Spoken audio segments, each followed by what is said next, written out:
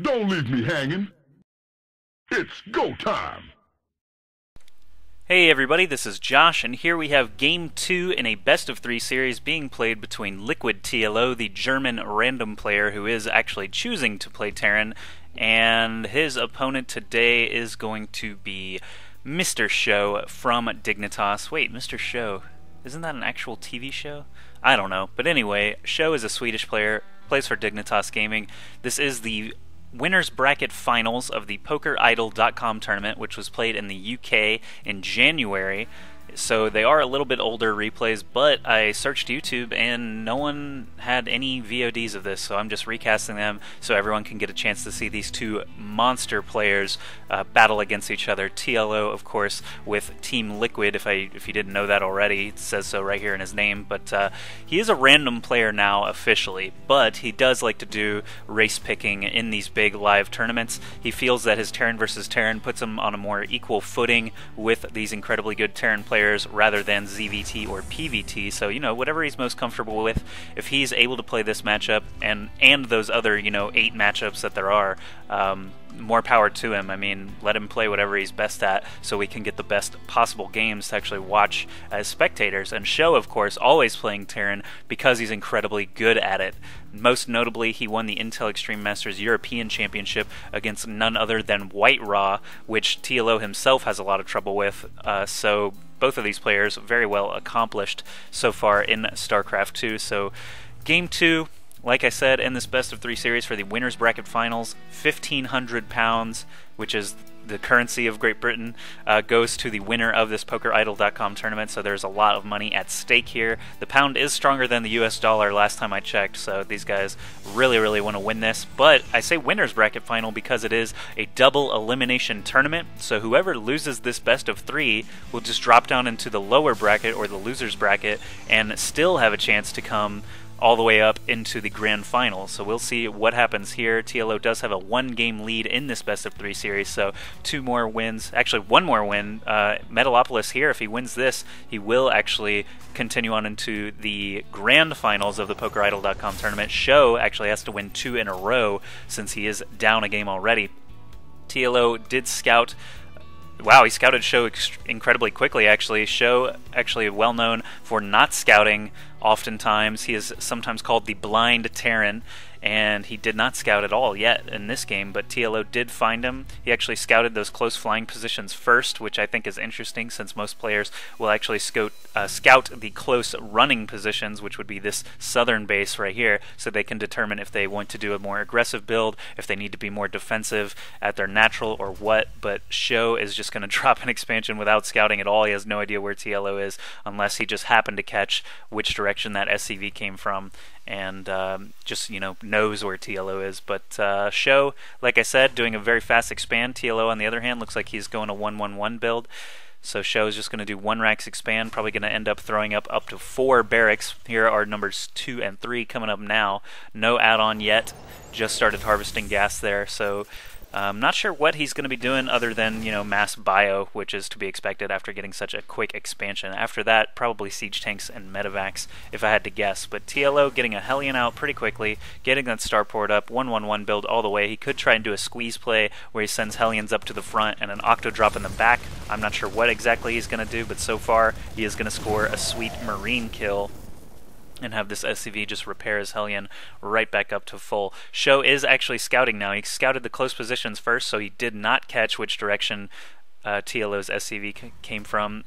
TLO saying QQQQ lag. I guess there were some observers in the game for these upper bracket finals, and obviously these players with such high stakes do not want observer lag to be a reason that they miss micro, or if something happens like a delay in the game sort of breaks your concentration. Obviously you want those laggers to get out of there, so whoever that was, Smiles or something, doing them a favor, getting out of the game. Probably shouldn't have been in there anyway unless he was commentating it or something, but that's been a hot topic for live events recently, especially in European tournaments where you've got a ton of casters who want to oh man, there's a drop going on, and Hellions in the front, so he did do a squeeze play.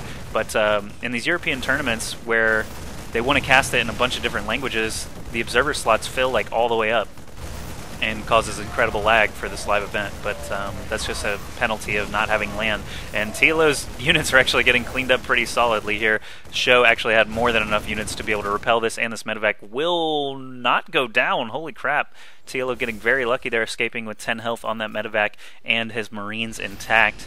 Only a single Hellion survived from that little push at the front, but the squeeze play, let's see how much damage it actually did. TLO is up 27 harvesters to 19, despite just now throwing up an expansion of his own, so a lot of SCVs did go down there for SjoW. It's hard to protect your mineral line when you're trying to defend against a drop in your main at the same time. So 4 barracks total here to be expected. Stim pack about to complete. Then he is certainly going to want this combat shield and concussive shells, but he is only working off of 1 gas still. Now throwing up a factory so he can get that slow tech to medevacs, probably get some siege tanks out of there as well. TLO adding on factory number 2. He's got an armory up, so probably going to be seeing at least 1 Thor, since there is 1 building. Probably going to be seeing multiple Thors, and I love TLO for building Thors because he does have the Collector's Edition. I've cast enough games from him to know that. I love the Collector's Edition Thor because it is so awesome looking. And there's another drop here in the back, but SjoW basically shot it down immediately, killed off everything that was dropped there. TLO lucky to even get his medevac out of there. So SjoW with more than enough units here to defend against this. No medevacs though, so every time he uses stim, he's just got a crowd of marines getting less and less health. So TLO trying to stick to what he knows, trying to get those drops going, just has not been as effective as he would like. We saw that first game on Xel'Naga Caverns where his drop actually managed to destroy SjoW's main command center while SjoW was preoccupied at TLO's base, but this time he just has not been able to get it going. SjoW is taking over the Xel'Naga Tower so he can watch the road. He'll see this Hellion coming up and probably be able to pick it off. No, he doesn't have concussive shells, so he's not going to be able to pick off that Hellion. Just one benefit to having concussive shells. He hasn't even started researching combat shields or concussive shells, despite having nothing but Marines and Marauders right now. Factory did get completed there. Reactor coming up. I have to imagine the starport's going to flip out around onto that. We've got Collector's Edition Thors coming out for TLO. He's working off of 4 gas. Like to see that, of course. And a reactor factory. No add-on still for the starport. Looks like he's abandoning medevacs for the most part and switching into heavy mech. Here comes factory number 3.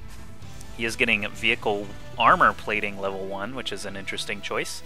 And SjoW finally up to 4 gas now. No, only 3. Still doesn't have this geyser here in his main, but he does have a couple of medevacs coming out at a time. He is supply blocked right now. That's, you know, one side effect of having so many production structures constantly creating units. They are cost efficient, but you do end up getting supply blocked pretty quickly, so he is going to just constantly be building all these depots. He's got turrets coming up as well, +1 attack for his ground units. I like to see that, for his infantry I should say, because mech are ground units as well.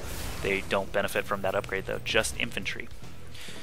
So factory number 3 going to finish up here soon. Hellions and Thors still coming out. SjoW looked like he was getting ready to bust a move there, but TLO showed back up again with some Hellions in the mineral line. He's got blue flames torching SCVs. SjoW just cannot keep up with the amount of drops that TLO does. TLO just hates workers. I don't know if you know that, but just from watching a few games, you'll quickly learn nothing.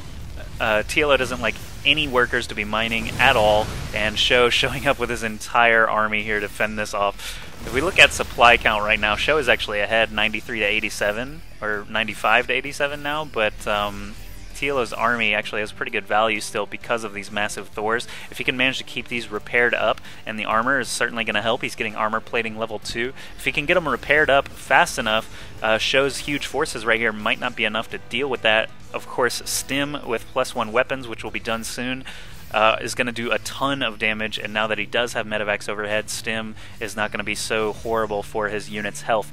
These 3 Hellions right here might get caught off guard. No, it looks like he is going to actually survive with these and dip into the back here, try and score some marine kills. 1 Hellion does go down though. Don't think he's going to be able to use these Hellions too effectively here. He could sneak back into the mineral line, but at this point TLO has to be worried about his own survival. We'll see what SjoW ends up doing here. He's got 5 medevacs overhead of a lot of +1 attack Marines and Marauders with Stim. They still do not have the combat shield upgrade, which is interesting. And do they have concussive shells either? No, they do not. So SjoW going just pure mass production, ignoring upgrades for the most part. Thors now being taken out incredibly quickly. This tank sieged up and only got 1 blast off before going down. SCV's too slow to come repair. The Stim actually doing miracles here for SjoW as he takes down all of these Thors. The SCVs cannot repair fast enough. This last one is going to go down, and SjoW is going to take game 2 here on Metalopolis. So TLO GG's on out of there. SjoW actually did a drop in the back there as well. I had it on the picture-in-picture, but they really didn't even get to do very much. This huge force in the front just demolishing all those Thors very, very quickly with their stim and +1 upgrades. So good job for SjoW actually defending the drops. To an extent, he did lose a lot of workers, but he was able to macro up, get a very large force up here to TLO's natural, and take that game. TLO is about to expand again, and so is SjoW. So if that attack hadn't occurred, we might have slipped into a very interesting late-game macro fest. But now we will go to Game 3 in these upper bracket or winners bracket finals and see who will continue on into the grand finals.